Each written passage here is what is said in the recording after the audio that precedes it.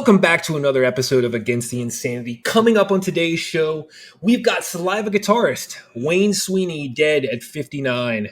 Also, on the show today, Nashville school shooting, police body cam footage released. That's going to be an interesting topic on the show. Lots to say on that. And also, IRS agent showed up at the home of Twitter Files journalist as he testified to Congress. We've got a lot of news coming up for you today. What's going on, Ricky? How was your weekend? Oh, pretty good, pretty good. One of the reasons why the show was delayed this week, I was away. Went to West Virginia Thursday till Sunday.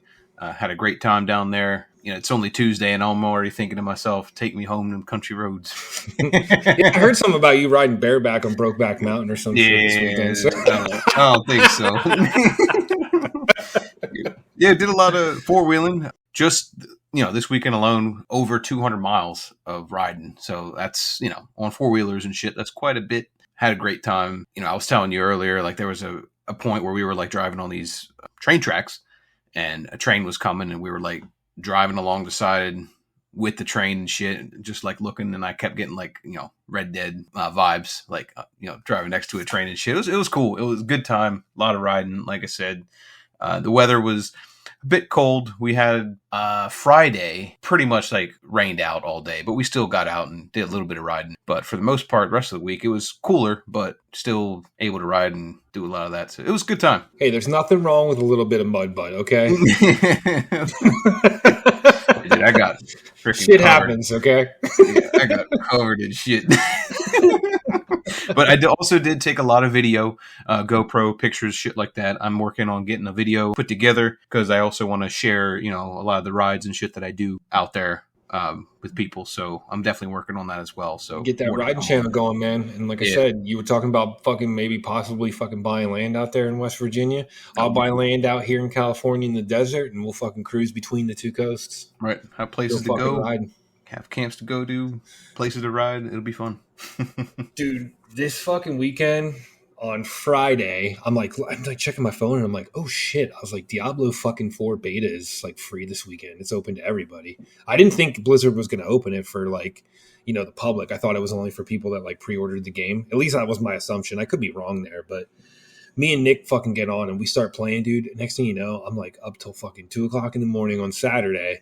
And Saturday morning, and then like Saturday night, or Saturday all during the day. Like anytime I'm not spending a minute with Amy, I'm on the computer fucking playing Diablo. And Amy gave me the fucking speech. She's like, what are you on the computer so much for? I'm like, Amy, it's Diablo 4 beta weekend. I was having flashbacks to the fucking Gears of War shit when that first came out. I was playing so much Amy.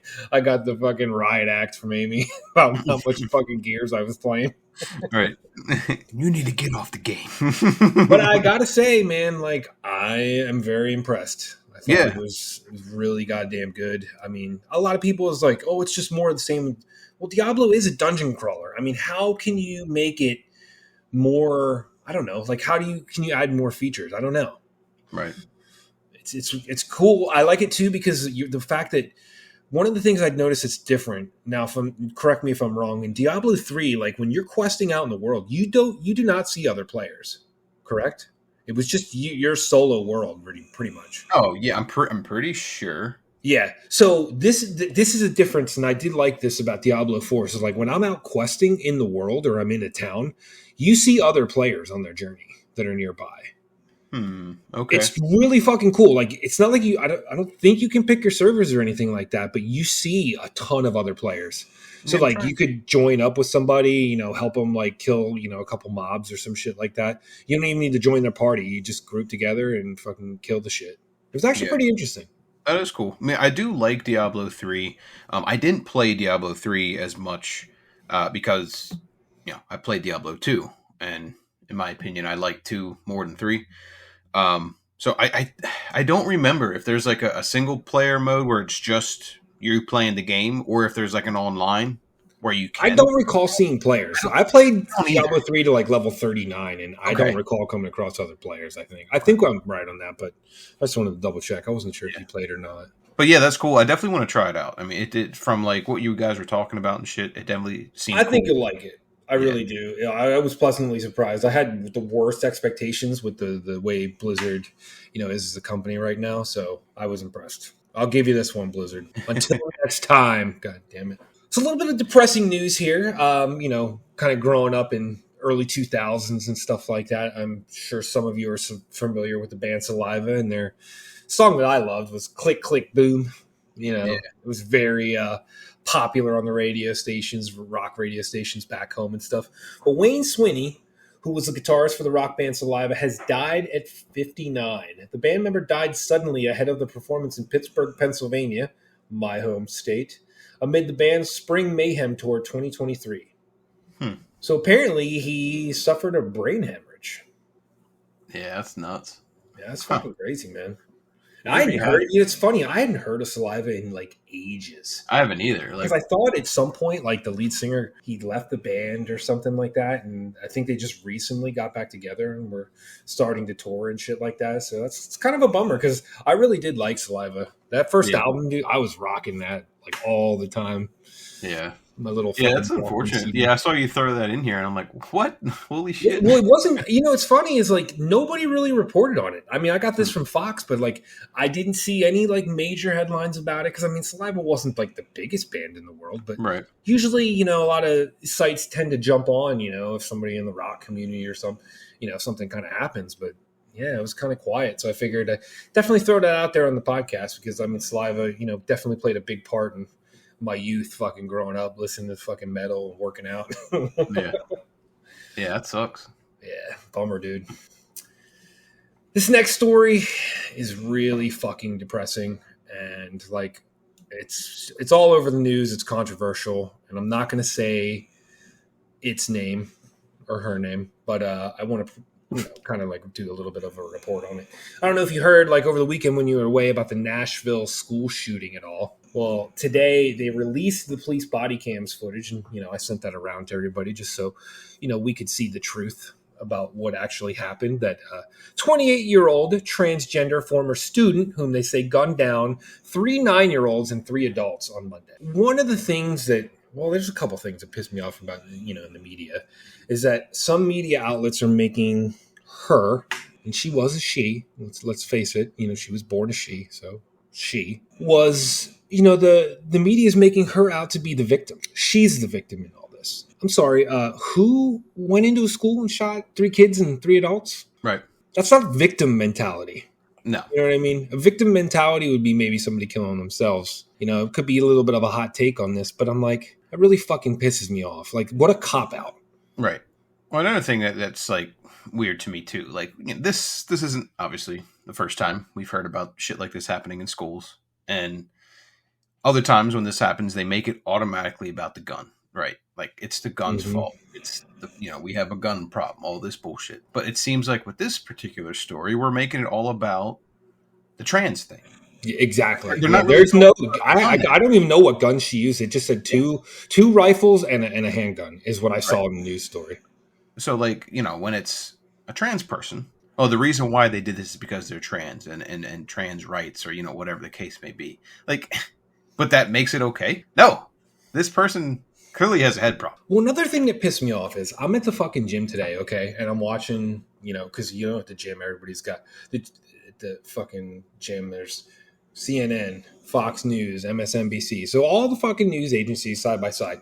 CNN, the news story that you see was mass shooting, and it said about the 3 adults and 3 9-year-olds being shot. No screenshot of the victim, or I shouldn't say the victim, the shooter, anywhere in the fucking, you know what I mean? They're basically hiding it. They're trying not to bring attention to her appearance and stuff like that. It's all about the mass shooting. It's not about her at all. It seemed like, and the difference, with Fox, they're obviously using her name and all that shit and stuff. But one of the things that even pissed me off about Fox, and I was watching this today, like I watched the news clip, and one of the analysts from Fox News is on there and like, well, we're going to be using a screenshot, like basically play by play, so you don't have to see this. And I'm thinking to myself, I'm like, look, I'm a fucking adult. I want to see the police body cam footage in full. I want to see the climax when that bitch gets lit up by like a Christmas tree. I don't care what that makes me. I want to see justice. That to me is justice for what happened to those fucking kids.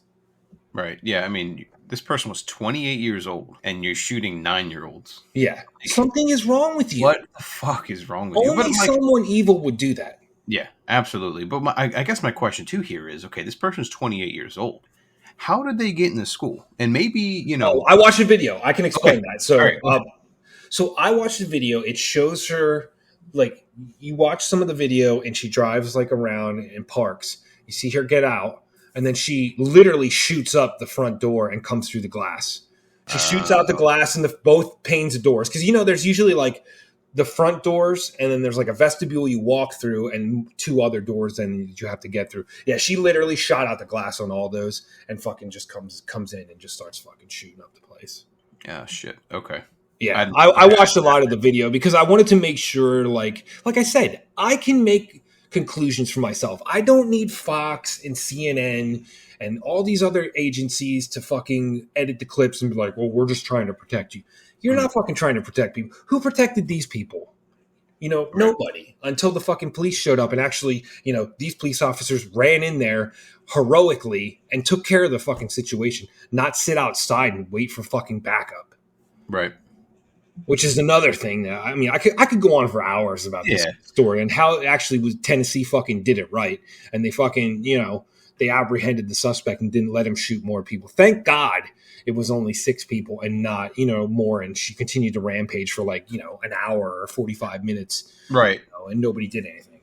Yeah. Cause I mean, and to your point, one thing I did notice with this situation is, other school shootings that we've seen in the news, and I'm not busting on anybody, police or anything like that, but Tennessee here, they were on it.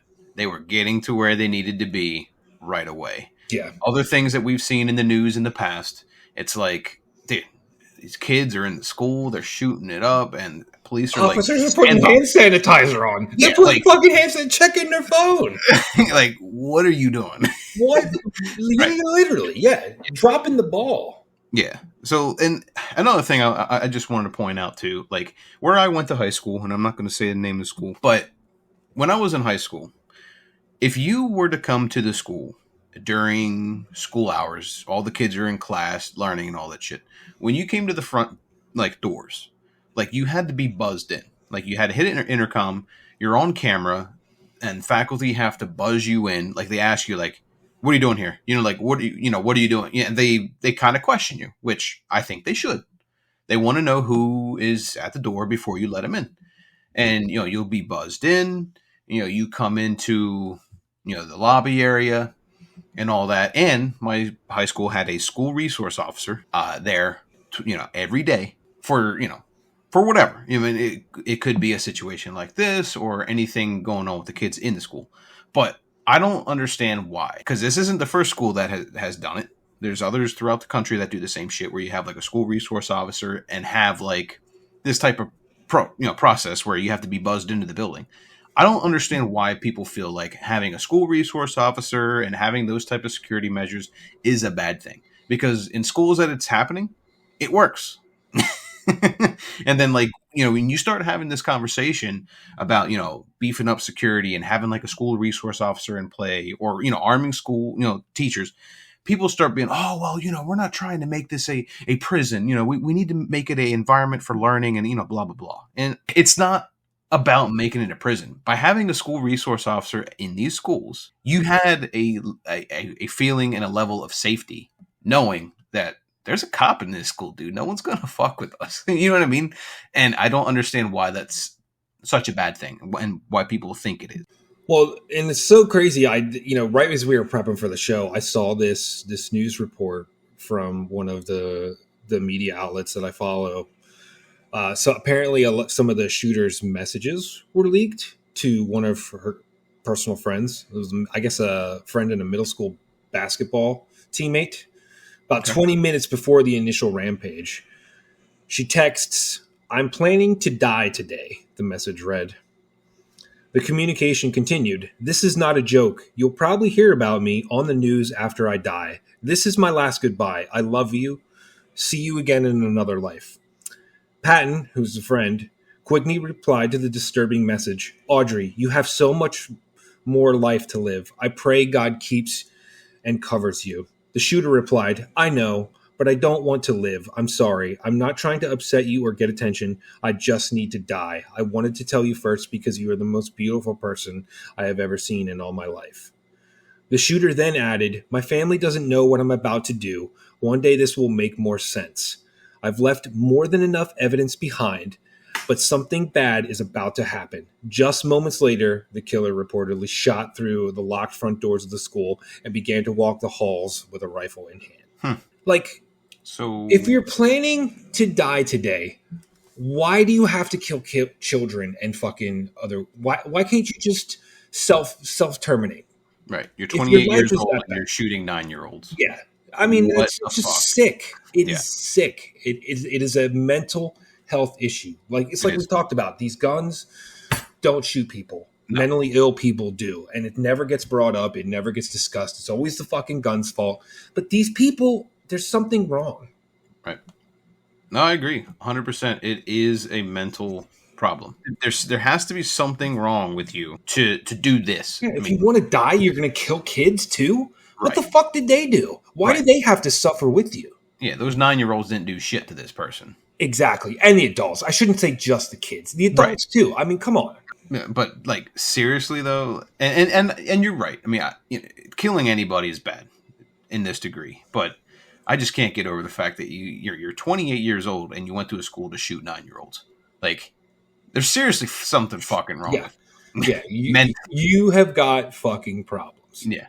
You know, I sometimes think, hey, oh shit, I'm having a bad day or I got fucking problems. Yeah.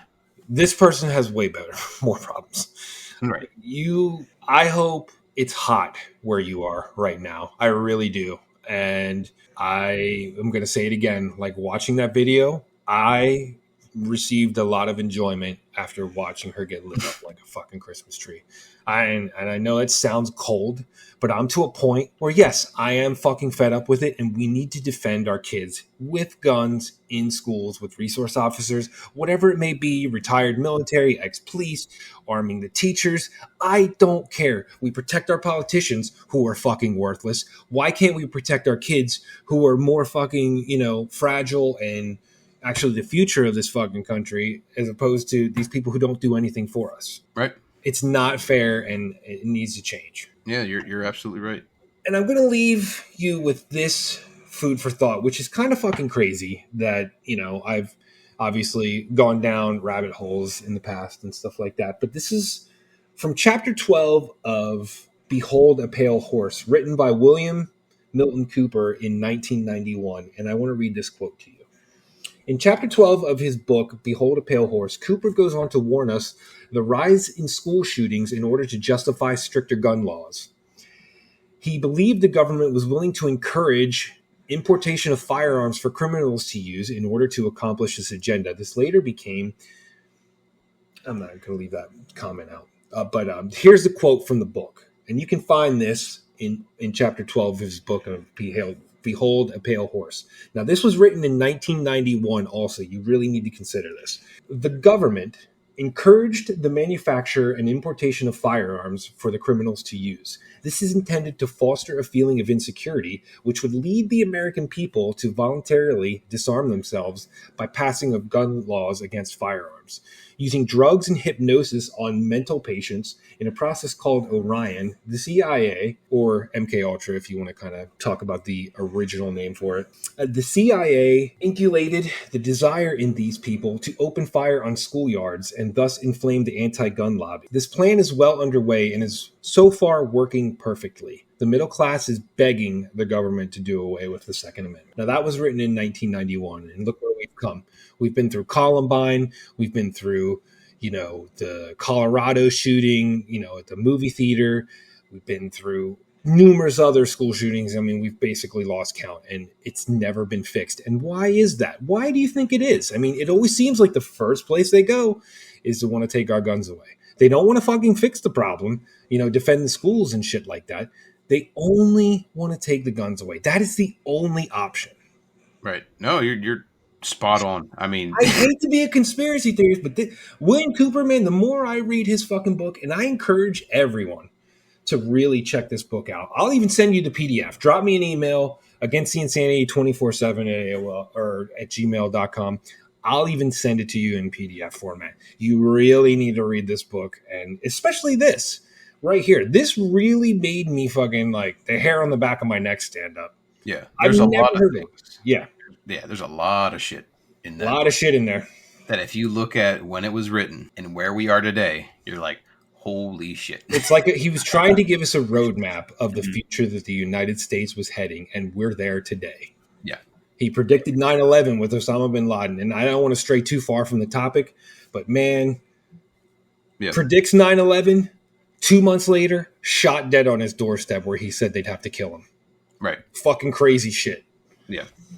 The real, and I shouldn't say, this would be an insult to William Cooper. He's the real deal conspiracy theorist, not Alex Jones. I don't even want to compare the two.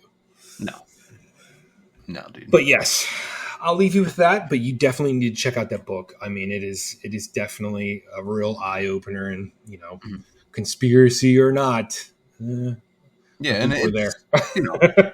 It definitely is a mental illness issue. Mental health is the problem here. It's not about the guns. It really isn't. And you mentioned about what you just mentioned with like drugs and medication and stuff. They never talk about what medications these people were taking. You notice how that subsequently gets left out. Yeah, and most of these these people that do these school shootings, they're on some type of psychotropic drug. Yep. Exactly. So what the fuck is going on here? Well, don't tell me.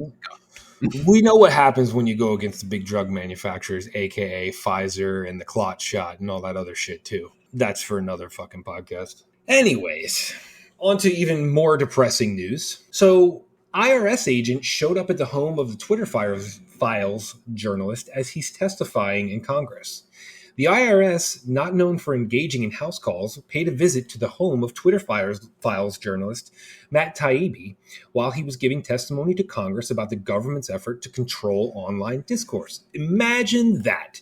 The IRS agent showed up at Taibbi's house on March 9th, the day of the journalist's high-profile testimony before the House Committee on the Weaponization of Federal Government, finding Taibbi not at home. The agent affixed a letter to the journalist's door instructing him to call him. The IRS claims that a 2008 return by Taibbi was rejected and needs to be refiled to the fact that Taibbi received an electronic confirmation of the return. Another return in 2021 has been rejected by the IRS twice, despite Taibbi's accountants using the IRS provided PIN number to file the return. The journalist has no issue with late payments or penalties. In fact, has been seen in documentation by Taibbi. The IRS owes him a refund. Now, this is interesting to me because I can think of a lot of people in Congress right now who don't and haven't paid their taxes, aka fucking Maxine Waters and shit like that. Yet the IRS agents never show up at their house. And the IRS showing up at your house for a 2018 return, I mean, wouldn't that resonate? Maybe an email, maybe a phone call. Right. Why the intimidation of showing up to the house and plastering a note right on your fucking door? And subsequently, the same day that he's testifying in Congress about all those Twitter files about, the government, covering up all the COVID-19, stories and stuff that actual journalists and, actual fucking doctors were trying to say, hey, there's something wrong here. This is doing certain things to people. They're having side effects that Twitter and, Facebook and all these other agencies were covering up for the federal government. Sounds like intimidation to me. Right. Yeah. And I mean, Matt Taibbi, he released all those Twitter files, and he's not a conservative journalist. He is a left-leaning journalist. So they're really going after him. Yeah. So there's got to be exactly. You don't just. I mean, right. Like I said, normally the IRS doesn't do house calls unless you're a real son of a bitch. Right. Maybe in like Wesley Snipes' case where he didn't fucking pay any of his taxes. Right. And well, also too, that article. All those IRS journalists that they wanted to hire. hire an arm and basically put in the job description, use of lethal force if necessary and shit like that. Oh, and Biden still says he's gonna send that through. They're not gonna be able to veto it.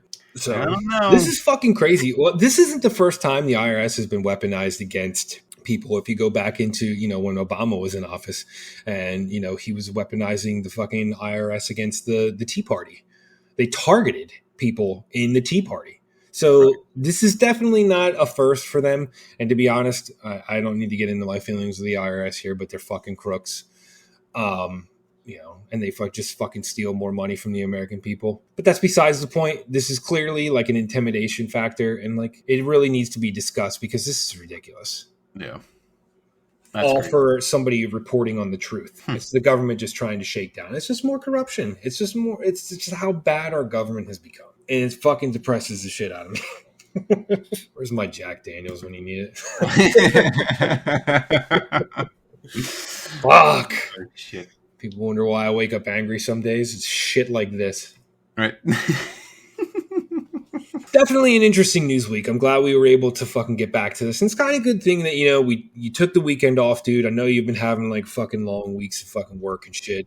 It's nice that we were able to fucking recharge. It was nice for me to actually just get, I don't really game too much anymore, but it's nice to just throw down, actually get together with some people and, game for a little bit and just have fucking fun, man.